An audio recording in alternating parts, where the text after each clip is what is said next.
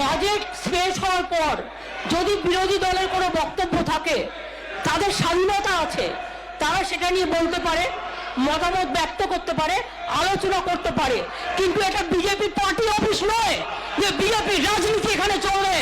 মানুষের জানবার অধিকার আছে, আমরা কি কাজ করছি, মানুষের জানবার অধিকার আছে, অর্থনৈতিক পরিস্থিতি কি আছে, আমরা ধিক্কার জানাই এই রাজনীতি, নোংরা রাজনীতি, ধিক্কার জানাই, ধিক্কার জানাই, ধিক্কার জানাই।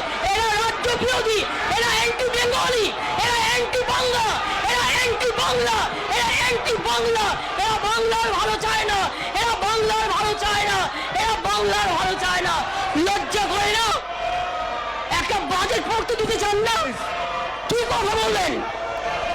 বক্তৃতা বলবেন? এটা বিজেপি পার্টি অফিস নয়, এটা অ্যাসেম্বলি। আপনারা বসুন, অ্যাসেম্বলি। ঠিক আছে, আপনারা বসুন, প্লিজ বসুন। কেয়ারের অবসর 63 মেম্বার 147 জন এমপিকে সাসপেন্ড করেছিল পার্লামেন্ট। 147 জন এমপিকে সাসপেন্ড করেছিল পার্লামেন্ট। আমরা সে পথে যেতে চাই না, মনে করিয়ে দিলাম। তুমি দুর্বল হতে পারো, আমি দুর্বল নই, আমরা লড়াই করে দেব।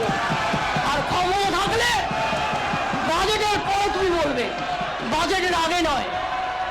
যতক্ষণ সে বসুন, আপনারা বসুন, স্লোগান চলবে বলবেন না। বসুন। কারণ আমি চাই এগুলো মানুষের কাছে যাক।